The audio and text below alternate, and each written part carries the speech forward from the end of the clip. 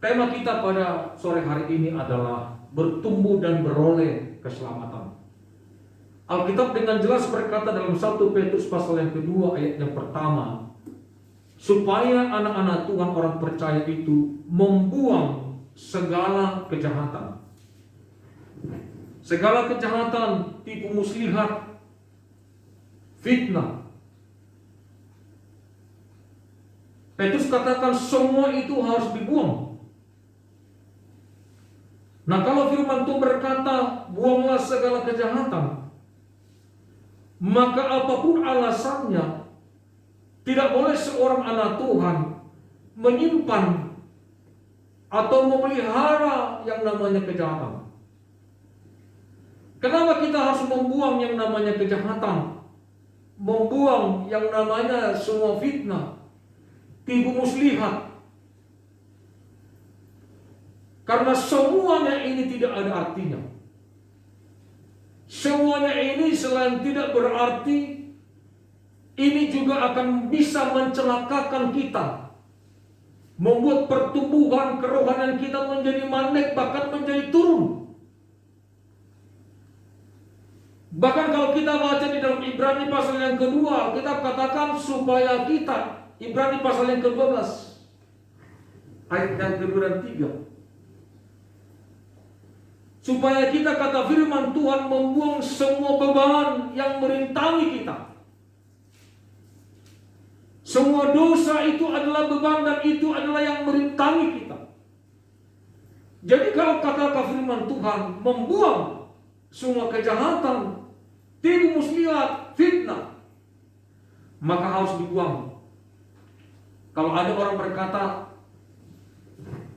bahwa dengan dia menipu, dia ada untung, dia naik karir, dengan tipu muslihat, dengan fitnah, menfitnah orang, orang menjadi jatuh dan dia naik karirnya, dan secara finansial dia diuntungkan, sehingga banyak orang yang memelihara yang namanya fitnah, memelihara yang namanya tipu muslihat, yang memelihara yang namanya kejahatan, dan dengan dalil ini maka ia berkata, bukankah ini hal yang biasa? Semua orang lakukan. Bahkan bukan hanya jemaat awam, pendeta, guru, sintua, hamba Tuhan, banyak yang melakukan ini. Dan mereka selama ini baik-baik saja, gemuk-gemuk. Mereka selama ini juga semuanya secara finansial mereka bahkan lebih jauh lebih unggul dari orang-orang yang jujur dan saleh. Saya mau katakan kepada saudara bahwa Alkitab ini, firman Tuhan ini tidak boleh kita kompromikan.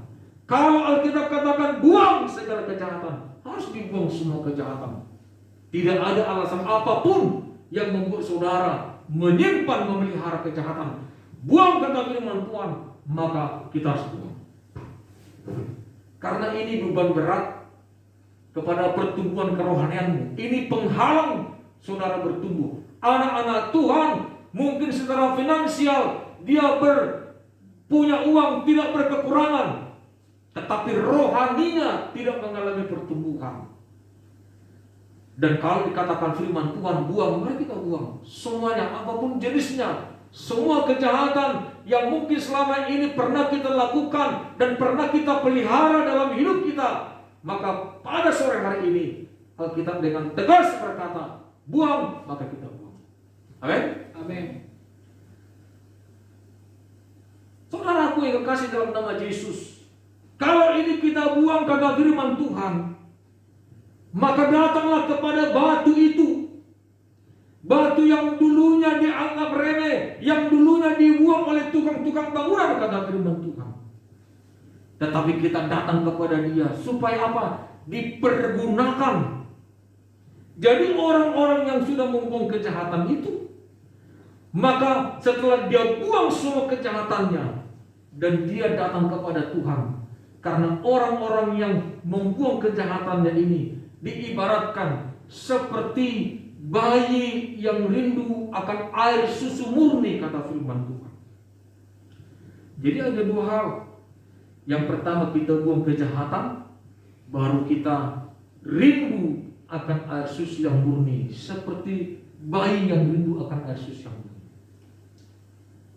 Jadi orang-orang yang sudah membuang kejahatan, orang-orang ini adalah orang-orang yang sudah percaya kepada Kristus. Ini adalah orang-orang yang lahir baru.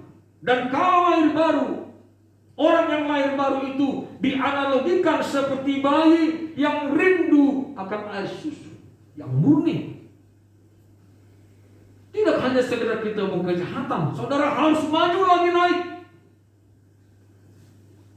naik kepada satu level pertumbuhan rohani, kepada tingkat yang lebih tinggi lagi, yaitu rindu gemar mengkonsumsi firman Tuhan, rindu gemar bersekutu dengan Tuhan, rindu gemar dekat dengan Tuhan. Jadi supaya ada sistematis pertumbuhan kerohanianmu. Sehingga ada orang berkata, ada orang Pak Pendeta yang gemar baca firman Tuhan tetapi tidak ada pertumbuhan. Nah, ini ada abu-abu. Jadi harus tegas, kita buang semua kejahatan kita dan kita berhasrat untuk mulai menerima firman Tuhan, rindu akan firman Tuhan. Ini baru flow. Setelah kita buang kejahatan, saudara, aku yang kasih dalam nama Yesus. Di dalam terjemahan bahasa Indonesia dikatakan kata-kata fitnah. Kalau di dalam terjemahan bahasa Inggris, terjemahan KJV dengan American Standard Version, maka di sana dituliskan evil speaking. Bahasa iblis, kalimat setan, perkataan setan. Jadi orang-orang yang masih menyimpan yang namanya fitnah, masih menyimpan yang namanya kejahatan, masih menyimpan yang namanya tipu muslihat.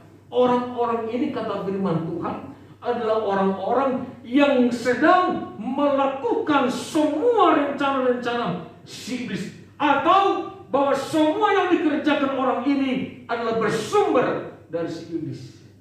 Karena fitnah itu adalah evil speaking atau perkataan daripada setan, kata firman Tuhan.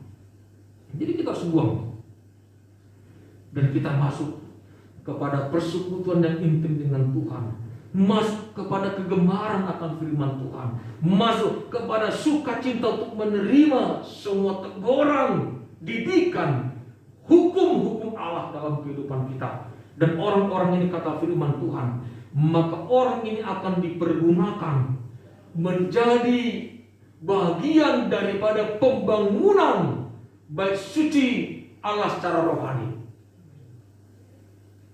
Jadi kalau ada orang yang tidak bertumbuh, maka orang yang tidak bertumbuh tidak mungkin dipakai oleh Tuhan menjadi bagian dari tubuh Kristus, menjadi bagian dari pembangunan dari rumah Allah secara rohani. Walaupun itu sing tua, walaupun itu guru Injil, walaupun itu pendeta, tetapi walaupun dia pemuda, tetapi kalau dia sungguh-sungguh sudah membuang kejahatan dan dia gemar akan firman Tuhan, maka orang ini, walaupun dia tidak pejabat gereja, orang ini akan dipakai Tuhan menjadi alat di tangan Tuhan untuk boleh menjadi bagian daripada pembangunan bait suci Allah secara rohani. Itu kata firman Tuhan. Jadi saudara, baik itu yang ada di rumah, yang mungkin masih pemuda, masih muda belia, tetapi yang membuang kejahatan, yang gemar baca firman Tuhan, yang gemar bersekutu dengan Tuhan, orang ini akan dipergunakan oleh Tuhan sendiri menjadi alat di tangan Tuhan, menjadi bagian daripada pembangunan bait suci Allah secara rohani.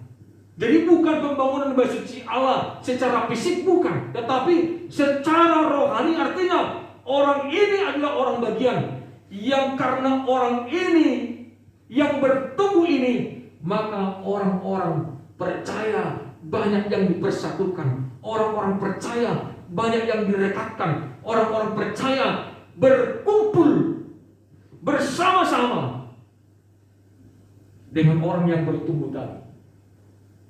Itu berbeda dengan hamba Tuhan yang tidak mau bertumbuh, Pengamatan saya, banyak hamba Tuhan yang tidak mengalami pertumbuhan, tetapi tetap berkhotbah. Banyak hamba Tuhan yang tidak mengalami pertumbuhan secara rohani, tetapi tetap melayani MC, tetap melayani pastoral counseling. Dan orang ini yang walaupun melayani khotbah, ini tidak akan bisa dan tidak akan mampu dan tidak akan dipakai Tuhan untuk boleh merekatkan orang per orang, untuk boleh mempersatukan orang per orang. Yang ada adalah dia datang pelayanan pecah. Yang ada adalah dia datang pelayanan ribut. Yang ada adalah dia datang, maka semua menjadi kacau balau, semua tidak bersama lagi. Tuhan membuat saudara menjadi alat di tangan Tuhan, supaya lewat saudara maka banyak orang-orang terpanggil untuk mengenal Dia. Banyak orang-orang yang bertikai menjadi bersama. Banyak orang-orang yang tidak sejalan menjadi sejalan. Tuhan memanggil saudara. Nah, untuk saudara bisa pada tahap itu, maka orang percaya itu harus bertumbuh. Kalau tidak bertumbuh, dia akan membuat kekacauan. Kalau ada orang yang berkhotbah tapi dia tidak mengalami pertumbuhan rohani, jemaat cuek akan khotbah itu jauh lebih baik daripada ia mendengarkan. Karena apa? Karena orang-orang yang seperti ini biasanya akan menimbulkan bibit-bibit perpecahan di dalam satu komunitas, di dalam satu kumpulan. Karena apa? Karena dia sendiri pun belum bertobat. Dia sendiri pun tidak mengalami pertumbuhan. Dia sendiri pun tidak mengalami Kristus di dalam hidupnya. Bagaimana dia akan bisa menasihati orang? Bagaimana akan bisa merekatkan orang? Bagaimana ia akan mempersatukan orang? Yang ada, dia akan membuat orang akan terkotak-kotak. Orang akan benci satu dengan yang lain. Orang akan menjadi pecah. Orang akan menjadi tidak lagi sepaham. Orang-orang mulai seperti ini. Dan celakanya orang-orang seperti ini tidak menyadari hal itu terjadi. Nah, oleh sebab itu tidak main-main. Suka atau tidak suka, maka kedua hal ini harus ada. Yang pertama, supaya kau mengalami pertumbuhan, maka buang semua kejahatan. Apapun itu jenisnya. Amin. Coba tinggal dievaluasi aja. Sekarang apa ya kejahatan yang mungkin saya selama ini tidak tahu, tetapi dengan khotbahnya Pak Pendeta ini, saya perlu koreksi diri. Mulai kita mendaftarkan, oh saya memang akhir-akhir ini gosip suka. Oh saya tidak gosip, saya iri kalau melihat orang sukses, nggak suka. Tapi kalau umpamanya dia menderita, itu saya demen tuh. Nah ini, apalagi saya tidak tahu, tetapi saudara yang tahu. Nah, supaya itu, maka mulai evaluasi dirimu satu persatu. Pemuda-pemudi pun yang ada di rumah, evaluasi dirimu. Kalau sudah clear semuanya, lepaskan semua itu. Lepaskan semua itu. Karena tidak gampang melepaskan itu. Penuh perjuangan. Setelah kita lepaskan, maka kita masuk kepada yang namanya rindu akan air susu yang murni, rindu akan firman Tuhan yang murni, rindu akan firman Tuhan yang membuat kita mengalami pertumbuhan. Jadi harus ada asupan. Asupan apa yang kau terima, asupan apa yang kau konsumsi, itu akan membuat kau bertumbuh. Kalau kau sering mendengarkan drakor dari pagi, siang, sore sampai malam, maka kau akan bertumbuh paradigmamu dengan paradigma drama Korea itu. Kalau kau dari pagi, siang, sore seperti waktu dulu di kampung, suka main togel, orang mimpi dicari-cari angka, orang yang berantem dicari-cari angka, semua dikaitkan dengan angka, maka semua pikiranmu, paradigmamu akan terpola seperti itu. Jadi apa yang kau konsumsi, itu akan mempola paradigmamu. Nah, oleh sebab itu firman Tuhan ini berkata, jangan konsumsi yang lain. Kalau kau seorang yang lahir baru, maka orang yang lahir baru itu harus mengkonsumsi susu yang murni. Dan susu yang murni itu adalah firman Tuhan. Maka suka atau tidak suka, saya dulu nggak terlalu suka baca Alkitab, jujur saja. Saya baca 3 ayat, yang ada malah ngantuk. Tapi giliran buku-buku yang lainnya, selalu rasa penasaran. Itu masih bab 1 loh. Sepertinya si Polan itu nanti akan begini. Coba lagi, baca lagi, baca lagi, baca lagi. Sampai 2 bab kita baca. Lalu kita lelah dan kita tertidur. Itu dulu. Nah, sekarang sebagai anak Tuhan tidak boleh tidak. Ini kita hidup dalam dunia yang semakin tidak menentu ini. Semakin tidak menentu, semakin tidak bisa diprediksi. Beberapa hari yang lalu kita ketemu dengan orang, kita dengarkan kabar dia sudah meninggal. Beberapa hari kita bertemu dengan si A, si Polan. Setelah itu kita dengarkan dia sudah meninggal, dipanggil Tuhan. Kita nggak bisa memprediksi. Oleh sebab itu, suka atau tidak suka, saudara harus selalu bergairah. Jadi orang yang lahir baru pasti bergairah akan susu yang murni. Seperti bayi yang rindu, selalu akan air susu yang murni. Itu pasti. Dan kalau sudah kau kerjakan yang pertama, kau kerjakan yang kedua, maka kita katakan, datanglah kepada batu itu. Batu yang dimaksud di sini adalah Kristus. Dan kita datang kepada batu itu, dan setelah itu kau akan dipergunakan oleh Kristus. Jadi bukan kau yang mempergunakan dirimu, tetapi Kristus yang akan mempergunakan dirimu. Sepanjang Kristus tahu kau layak dipakai, maka kau akan dipakai. Tidak harus ada batasan umur, tidak harus ada batasan jenjang akademis. Mau dia hanya tamat SD, tamat SMP, mau tamat apapun, sepanjang kau dianggap Tuhan layak untuk dipakai, maka kau akan dipakai.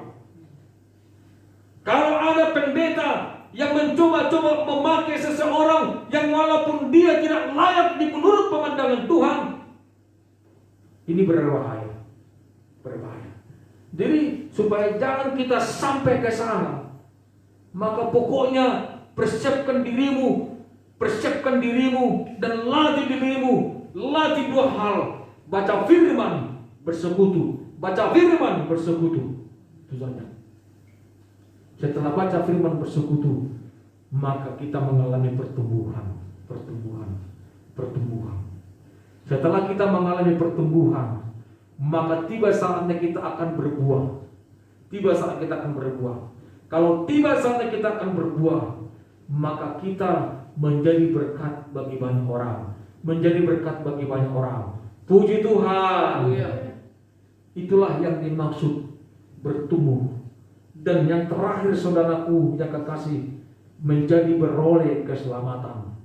Ini adalah final dari pertumbuhan kerohanian kita. Jadi setiap kita ada di sini yang sudah mengalami pertumbuhan, maka Tuhan memakai kita. Sehingga lewat Tuhan memakai kita, karena ini berbicara tentang baik Allah secara rohani, tempat berkumpulnya orang-orang bersekutu, maka kita menjadi bagian dari membuat orang bersekutu kepada Kristus. Itulah fungsi saudara, itulah kegunaan saudara. Untuk itulah Tuhan memakai saudara, mempergunakan saudara, sehingga lewat saudara banyak orang bersekutu, lewat saudara banyak orang diselamatkan, lewat saudara banyak orang-orang yang tadinya bertikai menjadi dieratkan, dipersatukan. Jadi fungsi marturia koinonia itu itu semua terlaksana lewat dari saudara-saudara yang mengalami pertumbuhan. Puji Tuhan. Alami pertumbuhan. Alami pertumbuhan. Tidak ada orang yang dewasa tanpa proses. Banyak orang pengen ini, pengen itu, pengen tampil, pengen hebat, tetapi sering sekali mengabaikan prosesnya. Dia pengen hasilnya, tetapi tidak mau prosesnya. Itu sebabnya banyak orang mau pengen sampai kepada hasilnya, maka dia akan celaka. Hati-hati. Dalam Yakobus pasal yang ke-4 kalau tidak salah ya. Dari manakah datangnya persengketaan, kata firman Tuhan? Bukankah dari hawa nafsumu yang bertentangan di dalam hatimu? Kau menginginkan sesuatu tapi kau tidak menerima, kata firman Tuhan. Olehnya kau menjadi iri hati dan kau bertengkar. Kita ingin ke sana, tapi tidak mau prosesnya. Nah, oleh sebab itu saudaraku, supaya kau sampai kepada dipergunakan oleh Tuhan, supaya kau sampai dipergunakan oleh Tuhan, maka lalui proses demi proses ini. Amin. Lalui proses demi proses. Kalau sudah kau lalui proses demi proses ini, tidak kau yang memilih dirimu. Alkitab katakan, bukan engkau memilih aku, tapi aku memilih engkau. Bukan kita yang memilih Kristus, tetapi Kristus yang memilih kita. Itu maksudnya itu, ya. Kalau memang kau sudah layak, kalau memang kau sudah sampai kepada tahap pertumbuhan yang mantap, sama seperti saudara melihat temannya main gitar, melihat teman main keyboard, melihat orang berkhotbah, saya pengennya main keyboard deh. Tapi kalau kau tidak tahu apa-apa, apa ada orang yang menyuruh kau main keyboard, kau nggak tahu apa-apa? Kalau kau pun tampil ke depan, orang akan berkata, maunya janganlah, orang ini belum bisa, kacau nanti di sini. Atau kau tidak tahu berkhotbah, tapi pengen berkhotbah, adakah yang akan mempercayakan pelayanan khotbah kepada kamu kalau kau tidak tahu berkhotbah? Ya mikirlah orang. Semua hal yang mau kita sampaikan, yang mau kita harapkan sesuatu terjadi, kalau tidak tiba pada level bisa dan layak, tidak akan pernah dipakai oleh Tuhan. Saya pun tidak pakai. Kalau pemain saudara tidak tahu main gitar, Pak Pendeta, saya mau pelayanan, tahu kunci C? Nggak tahu. Kau mau pelayanan apa? Main gitar, tahu kunci B? Nggak tahu. Apa yang kau tahu? Nggak tahu. Loh, kalau begitu ngapain? Nah, banyak orang seperti ini, ya. Jadi supaya jangan sampai ke situ, belajarlah, ya, rindukan firman Tuhan, rindukan bersekutu dengan Tuhan. Kalau sudah kita kerjakan ini, kita mengalami pertumbuhan. Jadi dari apa yang sudah kita terima, kita konsumsi itu, maka kita mengalami pertumbuhan. Dan kalau sudah mengalami pertumbuhan, maka Tuhan akan memakai saudara. Jadi nggak perlu capek-capek kau show on, tidak perlu kau capek-capek supaya orang tahu, supaya orang lihat, tidak perlu. Tuhan akan mengangkat engkau. Amin. Amin. Tuhan akan mengangkat engkau. Kita ingat seorang yang namanya siapa itu yang di penjara, Yusuf. Dan di penjara dia bertemu dengan pelayan-pelayan raja, yang satu yang khusus melayani minuman, yang satu yang khusus melayani makanan. Nah, waktu Yusuf menyampaikan satu arti mimpi, yang mana seorang akan digantung, tetapi yang seorang akan dipekerjakan kembali. Dan sebelum yang seorang akan dipekerjakan kembali ini, maka Yusuf berpesan, kalau kau nanti sudah bebas, ingatlah akan aku ya. Yusuf di penjara, tetapi karakternya tidak pernah berubah. Dia semakin bertumbuh intim dengan Tuhan, intim dan selalu rindu akan Tuhan. Walaupun dia dilupakan oleh seorang yang kembali kepada jabatannya semula. Tetapi satu waktu, pada waktu ada masa-masa memerlukan seorang yang cendekian, yang cerdik pandai, yang memiliki hikmat. Ini sudah berselang lama. Maka baru dia ingat, Tuanku, ada seorang yang pintar, yang cendekia, yang berhikmat, yang dulu pun saya dikasih tahu rahasianya. Ini pasti bisa. Siapa itu katanya? Yusuf, teman sekamarku waktu di sel. Jadi panggil. Sehingga setelah diberitahukan maksud daripada mimpi, maka dia kembali menduduki tahta, bahkan diangkat oleh Tuhan jauh lebih tinggi. Artinya apa? Kalau saya sebagai pendeta menghalangi pertumbuhanmu supaya kau tidak bersaing dengan saya coba tantang, saya coba gagalkan saudara, Tuhan akan melihat itu dan Tuhan akan mengangkat. Tapi kalau saya sebagai pendeta mencoba mengangkat saudara, karena mungkin saudara adalah anak, keluarga, orang terdekat saya coba angkat, saya coba promosikan. Tapi kalau Tuhan berkata belum layak, kalaupun pendeta merepresikan, maka orang ini akan menjadi biang kekacauan. Nah, oleh sebab itu saudaraku yang terkasih dalam nama Yesus, secara sederhananya lakukanlah firman Tuhan, buang semua kejahatan dan rindu akan firman Tuhan.